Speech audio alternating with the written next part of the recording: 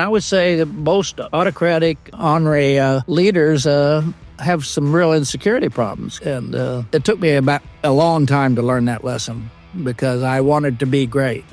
Ever felt stuck in a role that demands more than you think you can give? Lee Cockerell once stood in that same space, overwhelmed, leading 40,000 cast members at Walt Disney World, carrying the weight of impossible expectations. But he transformed that pressure into purpose, creating a culture of excellence that became the gold standard in leadership and customer service. In this episode, Lee reveals the mindset shifts, routines, and relationship strategies that help him rise from a college dropout to one of the most respected executives in hospitality. If you're ready to lead with intention and create your own magic, you don't want to miss this. I'm Larry Sprung, your host for the Midland Money Mindset and founder and wealth advisor of Midland Financial. Let's dive into the show. Yeah, so we are so excited to have Lee Cockerell with us today. He is a legend, as I mentioned in the intro. So welcome to the show, Lee. Thank you, sir. Thanks for having me on. So listen, we're always, fascinated, our listeners in particular, about the entrepreneurial journey and the journey of somebody like yourself. So we're going to talk a lot about, your history and what you're doing today. But just for the listeners to get an understanding of who you are and what you're about, can you just give us a 10,000 foot view? Well, I grew up in Oklahoma on a little farm and didn't know anything. I never watched the news, never read the paper, and I had kind of a little dysfunctional family. My mother was married 5 times. I tell people she was busy. And but she started making better choices. She married a doctor on her 4th marriage, and which meant I got to go to college because he had money. And I went to Oklahoma State for 2 years, flunked out. I was not a good student. I went in the Army. And then I got out. I went to Washington, D.C. Boy, it was a new life for me. And I got a job as a banquet waiter at the Washington Hilton up on Connecticut Avenue where Ronald Reagan got shot, actually, back in 81. And I worked there for 8 years. I was a waiter. Then I got into finance. I got me a clerk's job so I could start learning it, and met my wife there. And then my career started. I spent 8 years with Hilton, and from Washington to Chicago to the Waldorf Astoria in New York to Los Angeles. And there I went to Marriott and spent 17 years. Started as a restaurant manager and became the vice president of food and beverage planning for the company worldwide. And I tell people the reason I got that job, I didn't have a degree, but I had by that time become an expert in the food business, and that's what they wanted. And that finance piece I had really helped, but I had a lot of hands-on experience in every part of food and beverage operations for a hotel. So did that, and then I got recruited by Disney in 1990 to go to France and open Disneyland Paris. They wanted me to open the restaurants, of course, and once you get in food, you can't get out. It's hard to escape. And went there, spent 3 years, opened everything. Eventually, I became the head of the hotel division there. And then in 93, Disney brought me back to Orlando to be the executive vice president of operations for Walt Disney World for all operations. Did that for 10 years, and then I retired. When I was 62, started my little consulting company. I've been doing that for 10 years. And I just go around speaking about leadership, management, customer service, giving workshops. I've written 4 books on those subjects. And I said I wasn't a good student, and I wrote 4 books, but I still don't know where the commas go, so I have to hire experts to help me with that. But, yeah. I did the same thing, Lee, so that's all good. It was a great career. I have wife, Priscilla. We've been married 57 years. My son is the CEO of Torrens University over in Australia. I got 3 grandkids that are 30, 26, and 24. And they like me better than their parents. So I'm in good shape. But so we had a good life. And the hospitality business, I love it. I tell young people it's just going to get bigger because middle income and people are having more income in every country around the world, and they're traveling. Yeah, it's a good business. I enjoyed it, actually. Yeah. Now, I did work for 3 great companies, Hilton, Marriott, and Disney, so it was really, I learned a lot. Yeah, quite the history, Lee. And I want to dive into some of these things that you talked about over your career and your continued success. Quite frankly, one of the things you talked about earlier, and I wanted to ask you about is because I think there's a big debate about this today. You decided not to go to college; it was not the path for you, and you've shared publicly that joining the Army was one of the best things that ever happened to you. First and foremost, thank you so much for your service. I have a deep appreciation for those that serve this country and first responders, et cetera, who protect us. But, why was that such a great thing, one of the best things that ever happened to you? I think for many reasons. I grew up in a time in the 40s and 50s where racism and bigotry was pretty alive and well. In Oklahoma, I tell people I never met a black person until I was 20 years old. Going into the Army really opened my mind, opened my eyes, and I learned about discipline, structure, being on time. The Army is not really happy with you coming late to formation. And I just learned to work together, and and I was 20 years old, so I was as fit as I've ever been in my life when I got out. And between that, what I learned about being in a group and working together, plus living in Washington, D.C., where everybody's from somewhere else, I became a better person, frankly, and more tolerant, and found out most of that stuff my parents and friends and family taught me weren't true. So that was the good part. And I tell young people today, when you graduate, get out, go to the big city for a few years and experience the whole world. So that, I think it's like everything. Experiences probably mean more than college education because they get burned in your brain. You'll never forget an experience like you might forget some classes you took. And exposure. Yeah. Exposure is a big deal. I mean, it's just amazing what you learn. My wife and I moved 11 times, but different hotels and hotel companies, and we've enjoyed every one. Yeah, sounds like it was a great learning experience outside the classroom rather than inside the classroom. It was. Let's talk about your tenure. You spent a great deal of time at Marriott, prior to your time at Disney. How did your tenure at Marriott prepare you for that transition and your time at Disney? Well, the good thing, I think, was Marriott is very organized. It's very systematic. Everything has a policy, a procedure, an operating guideline, a rule, the way you do it. And I joined Marriott when they only had 32 hotels. Today they have 9,000. And to learn those systems, because most hotels and most operations are pretty chaotic, especially in the food and beverage area. They don't always have real systematic ways of doing things as far as controls and the order and procedures and all of those things. And so you learn, and I learned at Marriott, you're in charge of the guest customer service, but you're also totally in charge of the bottom line. You better know what a pencil cost. And Bill Marriott, he came to visit us, and he got right into asking you questions about your business.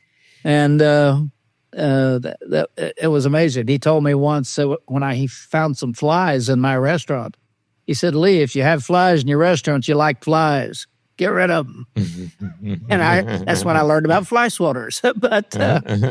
And it was just good lessons, good common sense, simplistic approach to leading people and managing your business, not just letting it run. So I learned a lot there. I mean, literally. I went to food school for a week when I joined Marriott. They have food school. You have to learn the dipping temperature of ice cream so you can dip it quicker and sell more ice cream cones. I mean, this is the kind of attention to detail that they are on everything. And that served me well for the rest of my career of being able to implement those things wherever I went, of understanding how important it was. Yeah. And Disney, they have a similar structure to Marriott. Was that what made the transition for you somewhat easy? Yeah, the transition was very simple. Disney's very good about taking care of the people. Training and development is the name of the game. We say it, at Disney, is that hire them right, train them right, and treat them right, and you'll have a good business. And that's what Marriott did, and that's what Disney did. And so I think about those three things. If you hire the right people, you train them well, and you treat them well, you'll probably have a pretty good business. So great lessons low turnover. There. Yeah. Great lessons. Now, your last role during your time at Disney was as the executive vice president of operations for the Walt Disney World Resort, and you were leading a team, I believe, of about 40,000 cast members, right? And at that time, you were responsible for the operations of 20 resort hotels and 4 theme parks, amongst other things. Like, that wasn't enough, but what do you attribute having that level of success in such a large organization like Disney to? I think the thing I tell people today is the first 2 things you need to be successful are a great attitude and reliability. Those 2 things, everybody can see that. They don't know how much you know. And I must say that gives you an opportunity and time to be treated well, to support it while they teach you the business, the technical aspects. And that's really what happened. I tell people the truth is I didn't do much. I just hired great people. I mean, literally. That is my secret sauce for my whole career. Hire excellent people, get rid of the wrong people, and give them authority, give them responsibility, treat them well, and they can come to me if they got something wrong with the bureaucracy they need help on. But, I had an engineer doing billions of dollars in maintenance and new projects. I don't know anything about being an engineer. He reported to me. And food and beverage, it's a big business. Retail, security. I mean, see, we have 1,800 security people at Disney World. It's the safest zip code in America. Now, I learned a lot about it, but I was never an expert in any of those areas. If you do that, you'll be fine. And I said, I didn't. People say, what'd you do at Disney? I said, nothing. I just made sure things got done. I made sure I got. That's your job, to make sure things get done, not to do everything. And in today's business, you can't do everything. It's all very complex. And it's mind-boggling what you would have to know to be running all the decisions. So, great people. That's the name of the game. People are the king. And every problem you have in your life will be a person. That's what I learned. Yeah. Now, one of the things I learned about you is early on in your career, there were people were somewhat afraid of you. They were intimidated to meet you. And, as people grow in their careers, you realize that people, and I think this is what you're talking about, they don't need bosses, they need teachers, right? Why do you think it's such a critical skill about who you hire and how you treat those you work with? I mean, what ultimately is the game? Obviously, it made your life easier. It made the company better. But, why is that such a critical skill for you as a leader? Well, I think a lot of leaders, like I was when I first started out, was very insecure. I didn't have a college degree. I kind of had a dysfunctional growing up. I had not been associated with anybody outside of Oklahoma. So I was autocratic. And when I got my first management job, I abused it. I commanded people to do what I wanted. And that I kind of figured that out over the years, that people were afraid of me. My nickname was Doberman, I found out later.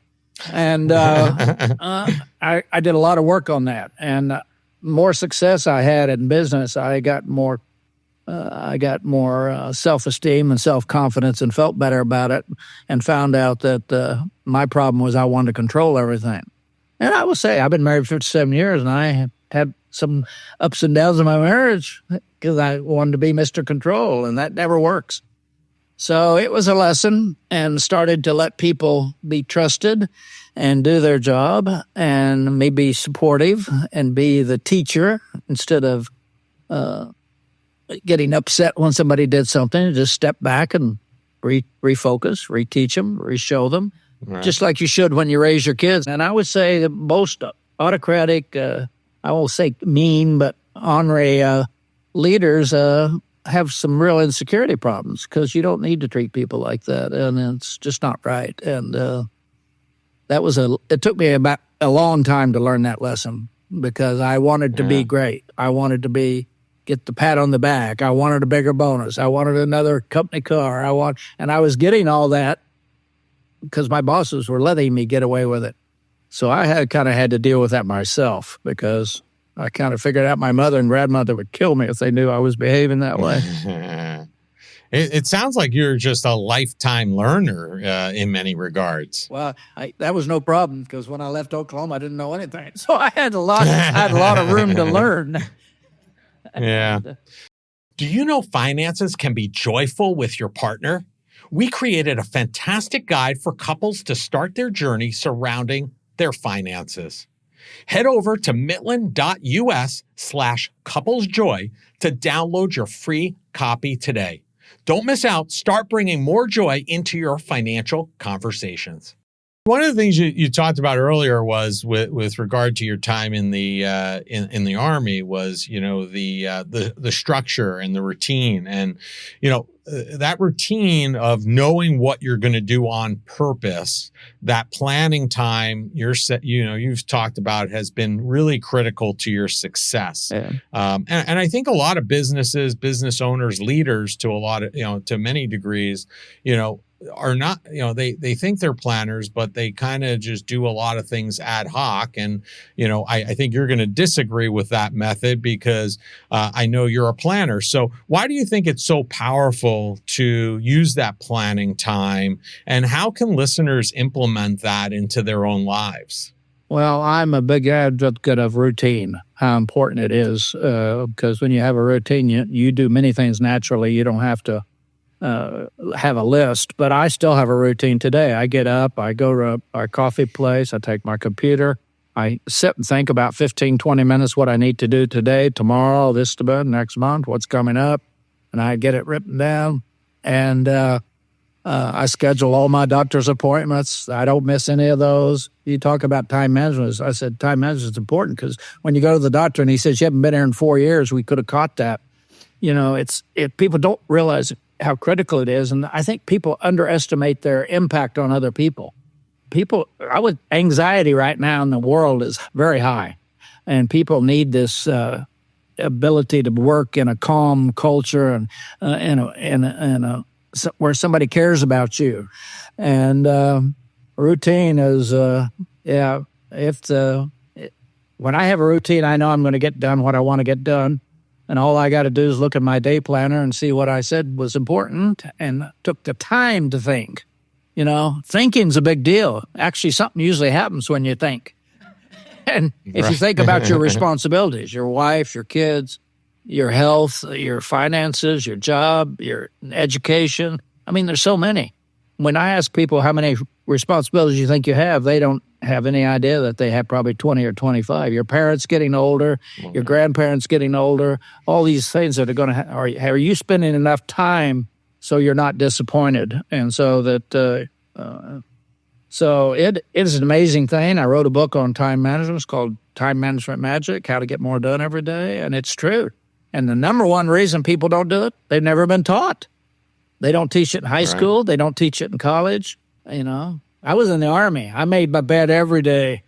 That's routine. I didn't have a choice. So you get into these habits. Habits carry you sometimes. And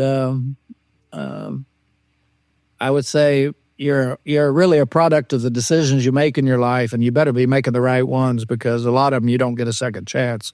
So I'm very careful about thinking about different parts of my life. Am I on it? And because time gets away from you.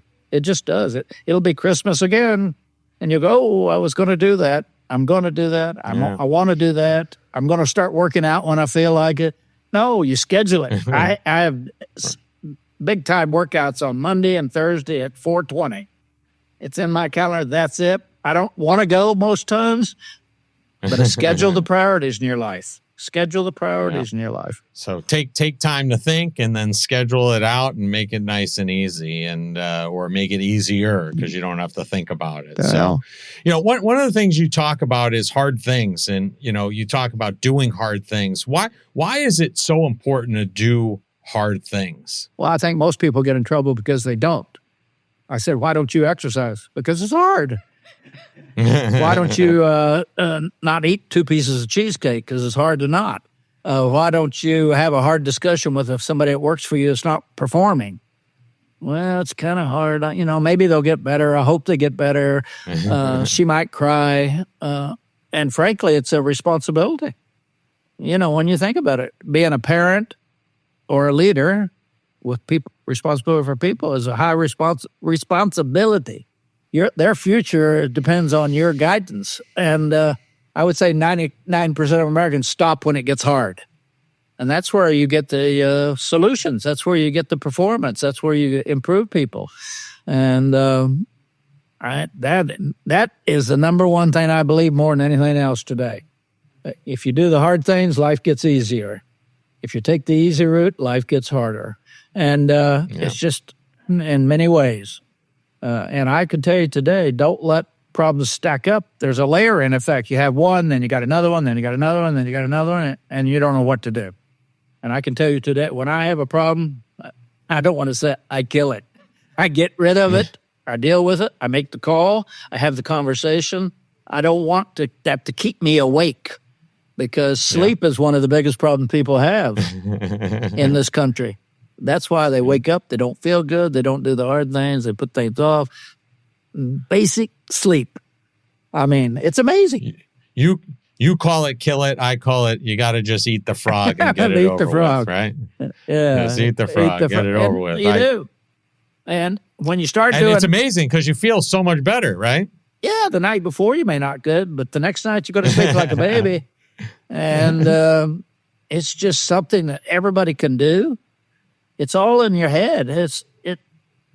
All your problems. I said half the stuff in your brain's not even true, but you let it guide you. Right. And I've learned that to be more honest with myself, which we're not always.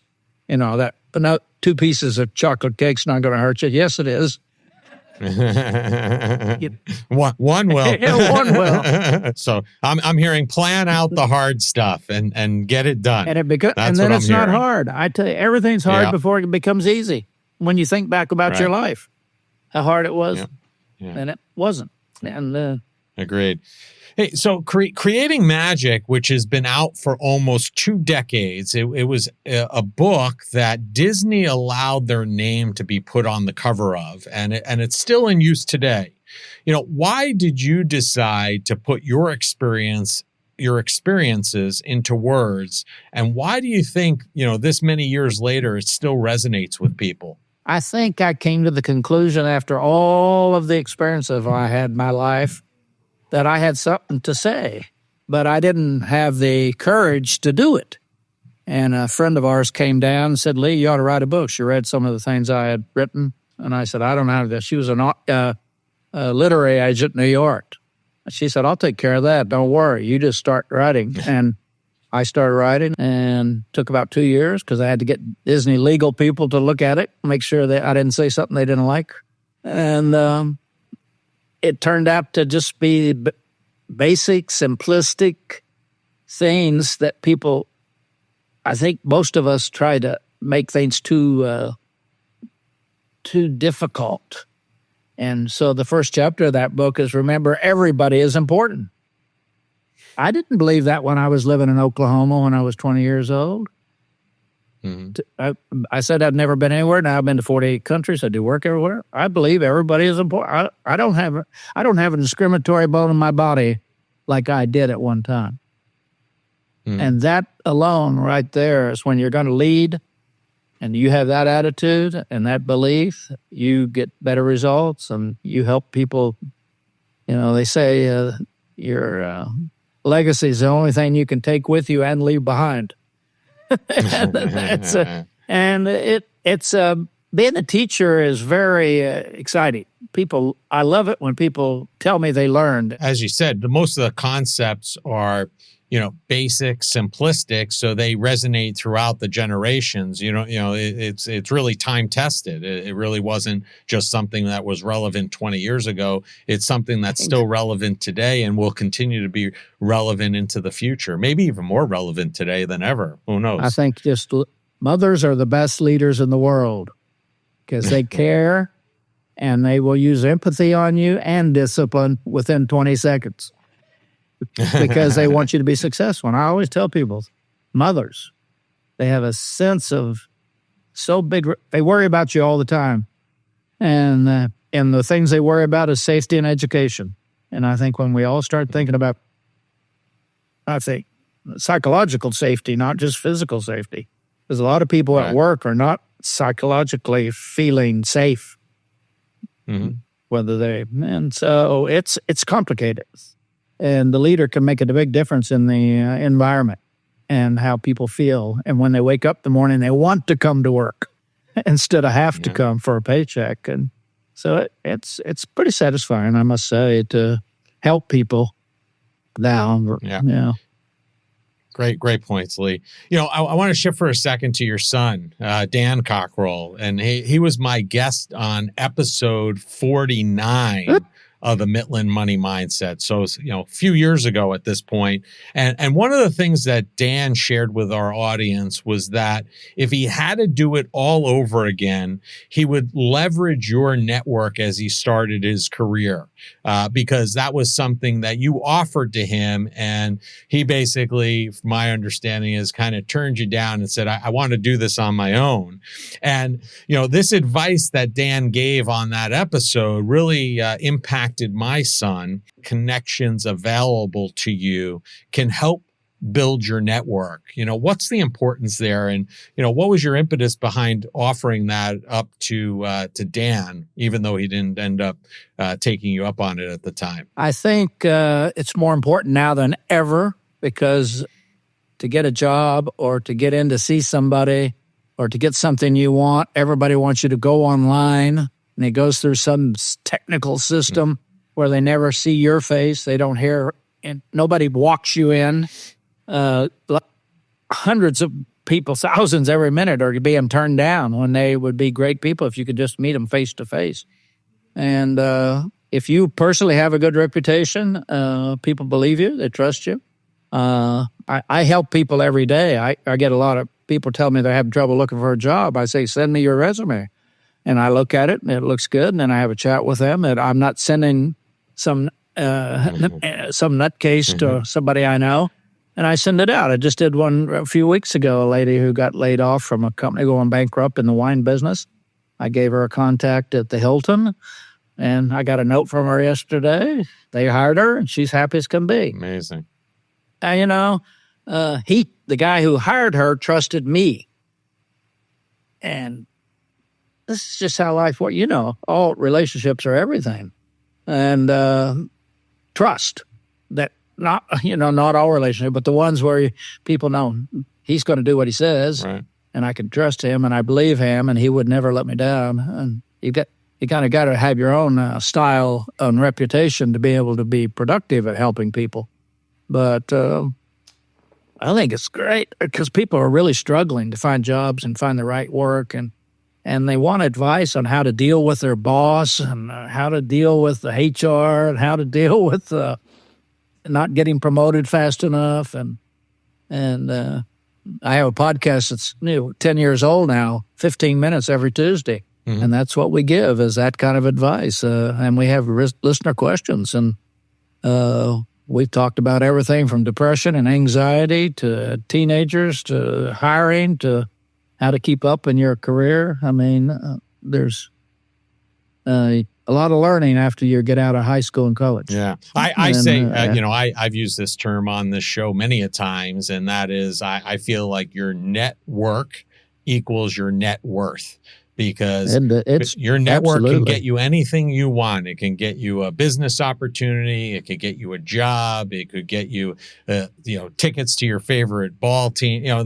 There's endless opportunities that can arise out of that network. And as long as you treat it right, you take care of it, you nurture it, and you do what you're saying you're going to do, then that's something that can, reap fruit for a very, very long time, if not perpetuity.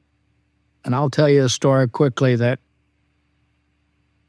about 3 months ago, I got a call from somebody at a major university in the U.S. who wanted me to come and work with them.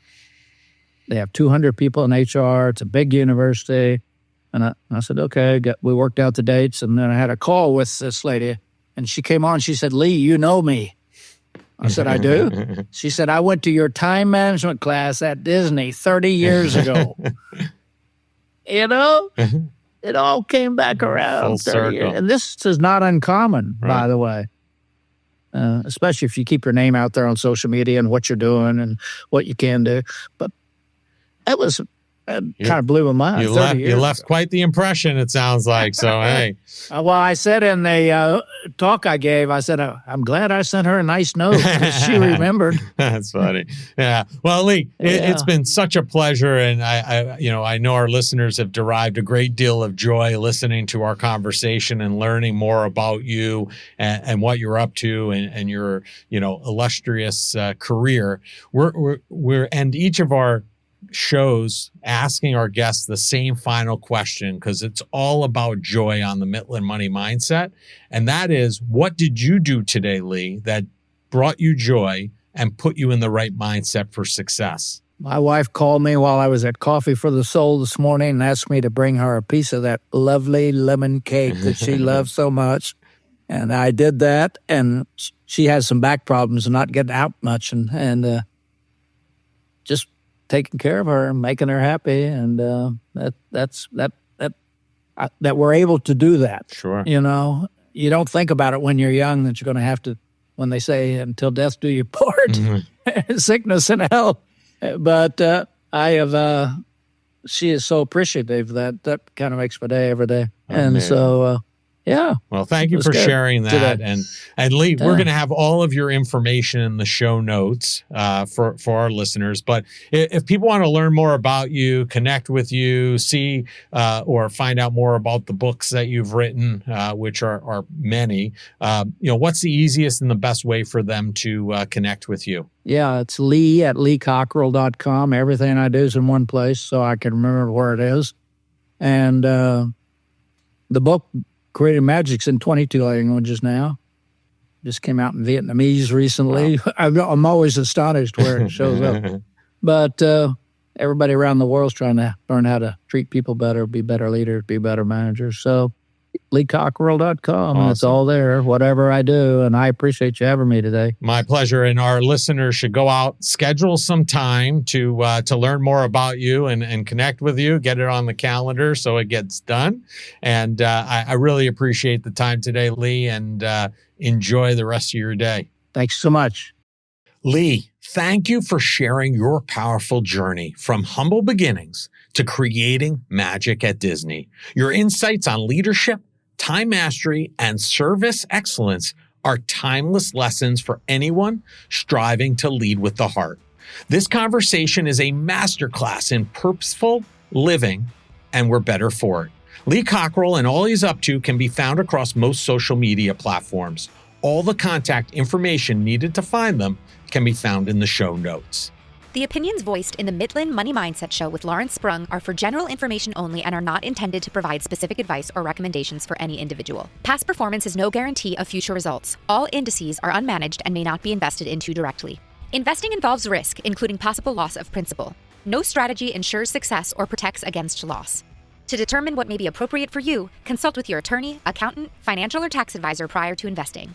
Investment advisory services offered through CWM LLC, an SEC registered investment advisor. Guests on the Midland Money Mindset Show are not affiliated with CWM LLC.